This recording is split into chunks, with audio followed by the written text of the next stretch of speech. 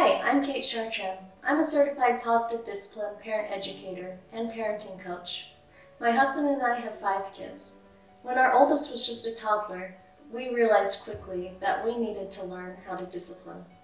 So we read lots of books, went to classes, different conferences over the years, and we learned lots of good tools and parenting principles. We settled on one method that we thought worked very well. Our kids were respectful, obedient, responsible, and we felt like we had found the right method. Well, as the kids got older and into their teen years, we realized that some of the tools that we were using were actually damaging our relationships with our kids. Not only that, it was possibly even damaging some of the neural connections in the brain. If you look at the brain and the parts that are responsible for our emotions, our thoughts, and actions, you can get a better understanding of what effective parenting needs to be.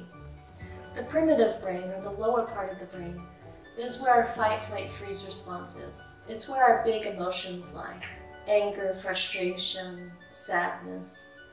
And then there's the upper part of the brain, or the rational brain. That's the executive control. So it's where we can problem solve, we can think rationally, we can manage our emotions. And that's what we want to do in our parenting, and that's what we want for our kids, to be able to access the rational brain. There are basically 2 kinds of parenting programs out there. Most parenting programs focus on an external locus of control, so the parent is in charge. The parent dictates the rules, the punishments, and the rewards. It discourages access to the rational brain, and it actually encourages our kids to have their primitive brains activated. It can encourage rebellion and resentment. Positive discipline is a different kind of parenting program. It focuses on teaching our kids to have an internal locus of control so that they'll do the right thing even when nobody's looking. It focuses on problem solving with our kids, on making agreements together so that they can learn how to think rationally and manage their own emotions. I believe that the underlying principle for effective parenting is unconditional love and acceptance of our kids. Also mutual respect. It also includes making rational, wise decisions and teaching our kids to do the same. In my classes, I not only teach important positive discipline principles and tools, but I also feel it's important to include mindfulness tools, as well as heart math tools. Mindfulness has been shown in scientific studies to improve the connection to our rational brains, and it has helped me so much in managing my own emotions. Heart math is a technique that improves the connection to our heart. Each of us has within us inner wisdom. Some might call it a still small voice, others might just call it intuition. But it's important to be able to access them as parents. Not only do we need to make rational decisions, but we need to make wise decisions that feel right for us individually as a parent and for our child. Each of us is different, and each of us will parent a little bit differently according to our situation. And it's important to be able to access our rational brain and our intuitive hearts. We talk about the belief behind behavior, what reasons there are for our kids to misbehave, and what we can do about it to help them to change their beliefs so that they'll feel encouraged and have a desire to behave appropriately.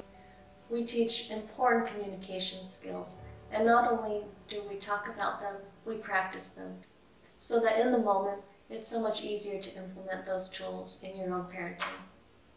One of my favorite tools in positive discipline is the nonverbal signal. In our family, we had a hard time with disrespect. And in my old way of parenting, I would punish whenever one of the kids was disrespectful. Well, a lot of the times it didn't feel quite right because they didn't often know that they were being disrespectful, and they needed to be taught these things. I needed to find a way that I could teach them respectfully without embarrassing them or making them feel resentful about being punished for it. So I used the nonverbal signal. I talked to my kids about this ahead of time, and we agreed that when I placed my hand over my heart, that meant that I loved them, but they were doing something that was not respectful. And so whenever that happens, whenever one of them says something, teases their sibling, or says something that's not appropriate, I just silently place my hand over my heart. If they can't see me, then I might say, "Sweetie," in a respectful way that doesn't activate their primitive fight, flight, freeze response, but activates their rational brain. So they rethink what they're doing, and they stop, and they change their behavior. And let me tell you that most of the time, that's all that's needed when there's a situation like that. So it's tools like these and principles that have helped me in my parenting so much. I'm definitely not perfect, and my family's not perfect, but I'm a much more calm, confident parent, and I'm confident that my kids will have the skills that they need to be successful in life. I'm excited about the opportunity to share these tools and principles with you. I hope that you'll join me in one of my parenting classes or for a private coaching session so that I can share these tools that I feel every parent should know. Please visit my website, kateandfamily.com, for more information. Thanks for watching.